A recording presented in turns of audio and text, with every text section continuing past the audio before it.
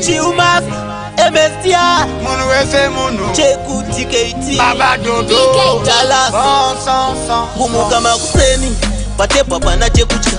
Ndipo patangira hondo yacho tangogara pamadreni tora zvinodhaka pachina kutya. Ghetto youth ndo wato upenyu wacho inga kuchikoro vakatopasa nose ndina pocket zvinorwadza ukazozviongorora zvozovatuma kutamba makasi namo iri pamadhodhe kusaona vatichema kuzvidzora. Kalife katiri kurarama this kind of life yatiri kurarama ghetto life mune zvinosungisa nezvimwe zvinosuwisa never give up wamai chingoshinga. Kalife katiri kurarama this kind of life yatiri kurarama ghetto life pane pazvinoita kunge zvava kuita never relax wamai chingoshinga. Upenyu wandiri kurarama inguva dzakaoma gara ndichingochema upenyu uchirema asi nongotenda Mwari kuti njiri kufema nyangwe hama neshamwari vange vosema nomboti dai ndisina kuzvarwa nekutika kukura kurerwa ende nyangwe sikanzi ndazopomerwa zviye zvandafuremerwa Jesu njirovererwa zvimwe zvacho zvinosuwisa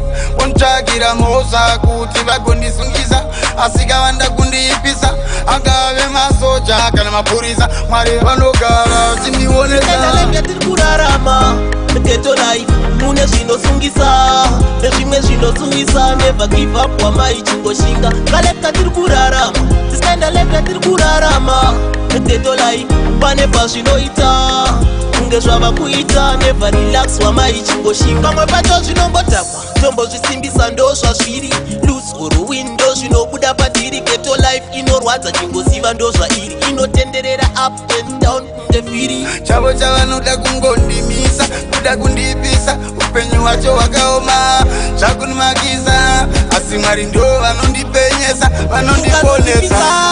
zvimwe zvatonozvistresa ikadeuka yadeuka pana charivhesa waziya ramba wakatsika nyangwe achinetsa magiya usazora senjira nekuda kwemadziya asi ndichiterwa asi unonongonziro vangoko zvese vachitaura pandinogagama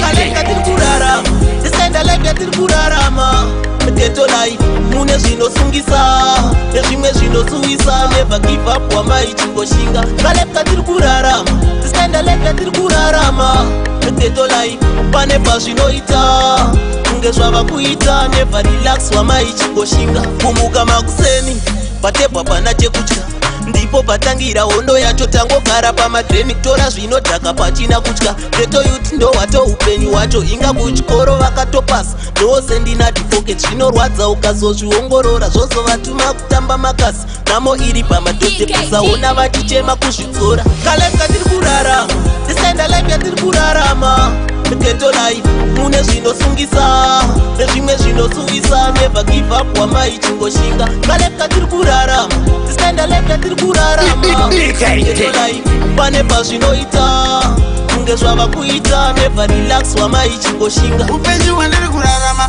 inguva dzakaoma gara ndichingochema upenyu uchirema asi nongotenda Mwari kuti njiri kufema nyangwe hama neshamwari vange vosema nomboti dai ndisina kuzvarwa nekutika kukura kurerwa ende nyangwe sikanzi ndazopomerwa zviye zvandafuremerwa Jesu njirovererwa zvimwe zvacho zvinosuwisa vontsvagira mhosva kuti vagondisungisa asi kavanda kundiipisa angave masoja kana mapurisa Mwari vanogara vachindionesa.